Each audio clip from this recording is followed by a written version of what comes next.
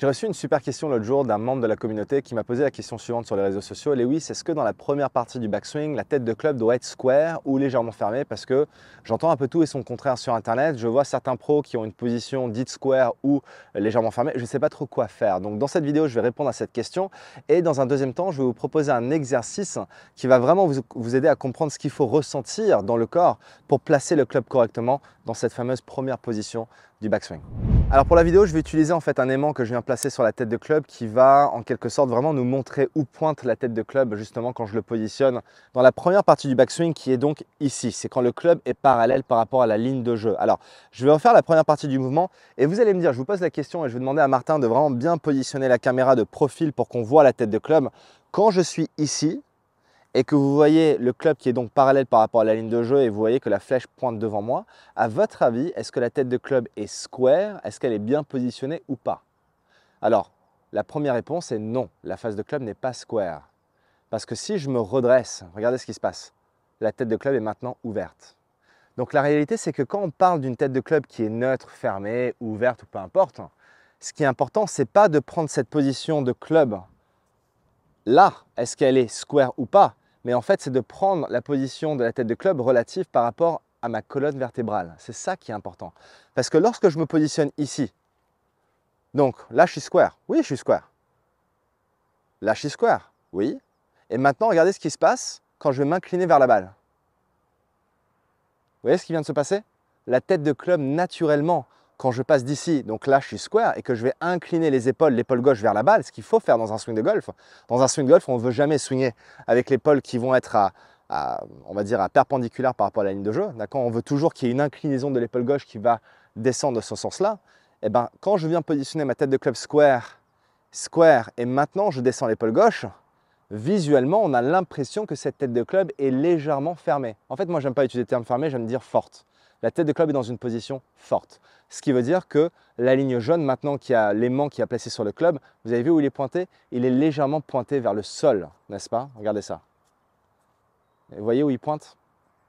Maintenant, reprenons l'exemple de ce qu'on appelle square jusqu'à présent, ce que peut-être vous pensez qui est square. Donc, je reviens ici. Je travaille mon backswing au practice bien intentionné. La tête de club, ou pardon, le club est parallèle par rapport à la ligne de jeu. Je me dis, ok, là, je suis parfait. La tête de club, ah, ok, ouais, elle est très, très bien. Et là, maintenant, regardez ce qui se passe quand je prends mon épaule gauche et je me redresse. La tête de club est ouverte. Donc, ce que vous pensez est square n'est pas square du tout, mais en fait, dans une position ouverte. Ça, c'est juste ma philosophie de pensée. Je sais que pas mal de personnes la partagent, mais je sais qu'il y a des débats aussi là-dessus. Ce que j'ai pu constater en 20 ans de coaching, c'est que c'est beaucoup plus avantageux de se retrouver dans une position, peu importe la signature de swing, vous pouvez tous avoir un style de swing différent, mais c'est très avantageux d'avoir la tête de club qui est positionnée square, dite square par rapport à ma colonne vertébrale dans la première partie du backswing. Donc regardez ma colonne vertébrale, regardez la tête de club. Là maintenant, vous voyez, ah oui, effectivement, la tête de club, elle est square par rapport à ça. Mais on a l'impression qu'elle est fermée par rapport à quoi? Par rapport au reste. Mais encore une fois, c'est une illusion optique, vous voyez? Donc dans votre backswing, vous devez travailler ce mouvement pour ne pas l'avoir dans cette position-là où la flèche pointe à l'horizontale devant vous, mais pas non plus vers le sol. Ça, c'est fermé et ça, c'est pas bon du tout. Mais on veut qu'elle soit légèrement forte pour que ça pointe quelque part juste devant la balle. Vous voyez là, juste là. Vous voyez, avec un angle qui va aller vers le sol, mais loin vers le sol devant moi, pas vers le sol dans ce sens-là. Hein. On s'est bien compris. Donc une façon, vous pouvez tout simplement le faire. Déjà, dans un premier temps, avant de vous proposer l'exercice que je vais vous proposer, c'est club devant moi. Là, je suis square. Super. Là, je vais maintenant tourner à droite, backswing. Jusqu'à là, on est bien. Et là, maintenant, je vais incliner mes épaules vers la balle. Et là, maintenant, regardez, la tête de club est parfaitement placée là où elle doit être. Elle est square, elle n'est pas fermée. Donc ça, c'est ma façon personnelle de voir comment on doit placer le club correctement au sol. Maintenant, passons à un exercice qui va vous permettre de créer les bons ressentis de swing pour cette première partie de backswing. Juste avant de passer à la deuxième partie de cette vidéo, si vous souhaitez vraiment devenir un joueur plus régulier, là où ça compte vraiment, là où je suis actuellement sur le parcours, je vous invite à rejoindre ma webconférence gratuite intitulée « Les 3 clés indispensables pour devenir régulier au golf ». Alors, la conférence est gratuite, mais elle est uniquement réservée pour les membres de ma communauté. Tout ce que vous avez besoin de faire pour y accéder, c'est de cliquer sur le lien qui se trouve juste en dessous de cette vidéo. On va passer 1 heure ensemble, super sympa, très convivial, interactif. Et je vais rentrer en détail sur les 3 points clés que j'ai pu voir depuis ces 20 dernières années qui permet aux golfeurs de mon académie d'obtenir la régularité qu'ils désirent et qu'ils méritent. Alors pour l'exercice suivant, vous allez tout simplement avoir besoin d'une baguette d'alignement que vous devriez tous avoir dans votre sac de golf. Et en fait, vous allez venir la placer sous l'aisselle du bras arrière. J'allais dire bras droit parce que je suis joueur droitier. Donc bras arrière, juste en dessous ici, vous voyez.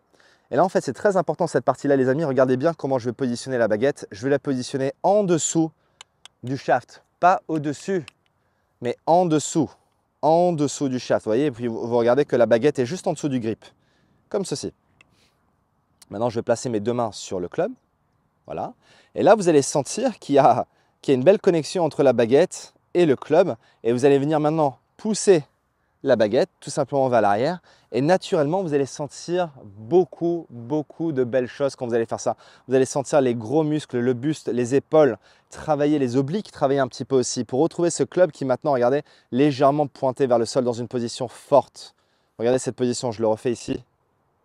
Là. Vous avez vu cette position-là? Magnifique. Maintenant, regardez, si je démarre avec les mains trop intérieures, ça ne marche pas. Vous voyez? Si je démarre extérieur, ça fait un peu bizarre. Je sens que ce n'est pas bon. Juste, je pousse la baguette avec le club. Je sens que c'est beaucoup plus le triangle formé par mes bras et mes épaules qui viennent démarrer cette première partie du backswing pour retrouver le club, encore une fois, dans une position idéale pour créer beaucoup de bonnes choses. Et ensuite, je vais répliquer cette sensation dans le swing par des répétitions. Vous savez, s'il y a une chose qu'on voit souvent quand on regarde le golf de haut niveau à la télé et une chose qu'on peut s'inspirer, je ne suis pas fan de copier. Pas du tout même, les joueurs des swings professionnels parce que un, c'est leur métier et deux, physiquement, ils sont capables de faire des choses que nous, on n'est pas forcément capable de faire. Mais s'il y a une chose qu'on peut tous répliquer, c'est cette première partie du backswing qui ne demande aucun effort physique. Donc en étant devant la balle, je vais tout simplement ensuite répéter ce mouvement. Et vous voyez souvent, les joueurs font ça, là. Ah ok.